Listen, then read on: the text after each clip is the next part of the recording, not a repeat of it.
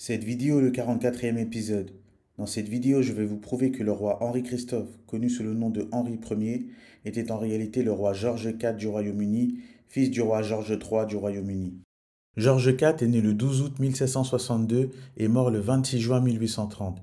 Il fut roi du Royaume-Uni, de Grande-Bretagne et d'Irlande et de Hanovre du 29 janvier 1820 jusqu'à sa mort. Henri-Christophe, connu sous le nom de roi Henri Ier, serait né le 6 octobre 1767 à Grenada.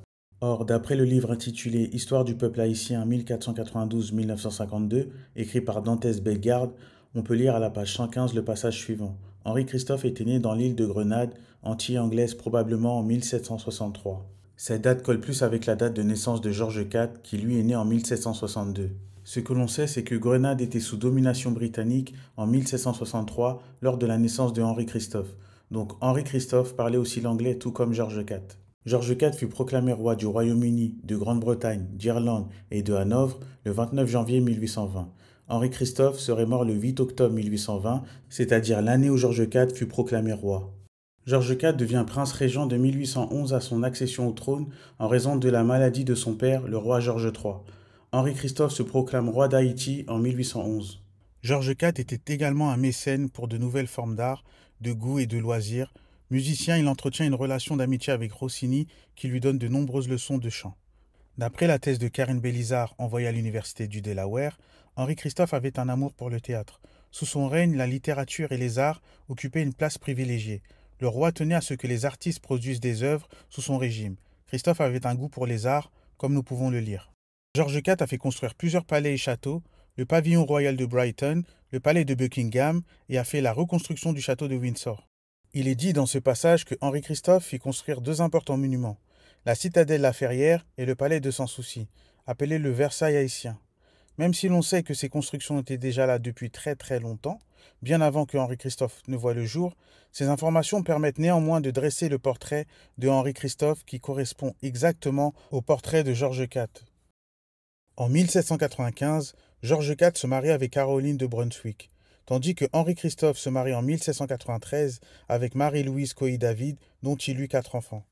Comme je vous l'ai dit dans une précédente vidéo, les prénoms des personnes issues de sang royal ou impérial sont souvent choisis selon les traditions dynastiques familiales. Les prénoms des ancêtres sont repris et transmis de génération en génération pour rendre hommage aux souverains marquants de la lignée afin de renforcer la continuité dynastique. Le père de Caroline de Brunswick, qui est la femme de George IV, s'appelle Charles-Guillaume Ferdinand de Brunswick. Sa mère se prénomme Augusta de Hanovre. Parmi les enfants d'Henri-Christophe avec Marie-Louise, il y a un fils qui se prénomme François Ferdinand Christophe. Il porte un des noms du père de Caroline de Brunswick. De plus, la mère de Caroline de Brunswick s'appelait Augusta. Eh bien, figurez-vous que Marie-Louise était appelée par les Haïtiens Auguste Marie-Louise, comme indiqué dans cet article où nous pouvons lire la phrase suivante. Marie-Louise Christophe était désignée dans les calendriers royaux haïtiens comme l'Auguste reine des Haïtiens. Un article écrit par Arthur Schomberg dans les années 1900 désigne également la femme de Henri-Christophe sous le nom Auguste, comme nous pouvons le lire ci-dessous. Depuis 25 ans de sa vie maritale, il a été attentif envers la reine, son auguste épouse. George IV est réputé avoir eu de nombreux enfants illégitimes. Un constat similaire s'applique à Henri-Christophe, également connu pour avoir engendré plusieurs enfants illégitimes. Parmi ces enfants illégitimes, un nom attire notre attention, celui de Blaisine Georges, et plus particulièrement Georges. Georges étant le prénom que porte le roi George III et son fils George IV. Ce prénom est une preuve supplémentaire qui prouve que Henri-Christophe est George IV. Blaisine Georges donnera par la suite naissance à Pierre-Nord Alexis, qui deviendra président d'Haïti en 1902. Analysons maintenant les images. Sur cette première image, on peut voir les deux hommes se tenir debout dans une posture noble. Sur leur poitrine figurent des étoiles. Sur celle de Henri Ier figure l'étoile à 8 branches qui vient de l'ordre de la Jarretière. Sur celle du faux George IV figurent plusieurs étoiles, mais on peut observer qu'il porte également l'étoile à 8 branches de l'ordre de la Jarretière. L'ordre de la Jarretière est le plus ancien et le plus prestigieux ordre de chevalerie britannique, fondé en 1348 par le roi Édouard III. Il récompense des personnalités pour leur loyauté et leur service exceptionnel à la couronne. Ses membres, limités à 24 chevaliers, portent un insigne distinctif avec une jarretière bleue portant la devise « Honi soit qui mal y pense ». Henri-Christophe porte dans sa main droite un bicorne, un chapeau à 2 côtés. C'est un accessoire traditionnel associé aux dirigeants.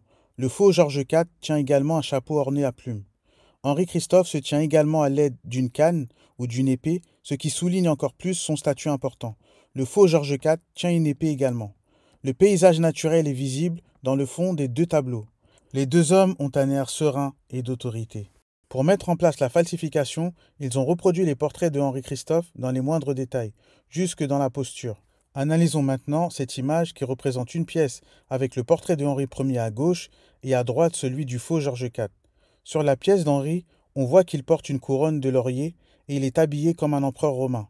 D'ailleurs, une inscription en latin y figure, Henricus Dei Gratis, qui signifie Henri de la grâce d'Haïti.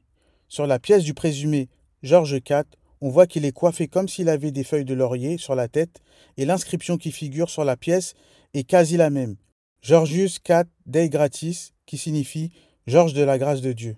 Sur une autre pièce du présumé Georges IV, qui se trouve à droite, on le voit porter des feuilles de laurier. On voit que cette pièce est quasi conforme à l'image de Henri-Christophe, dit Henri Ier. On peut voir également que cette image est quasi similaire, où l'on a à gauche Henri Ier et à droite le prétendu Georges IV d'Angleterre.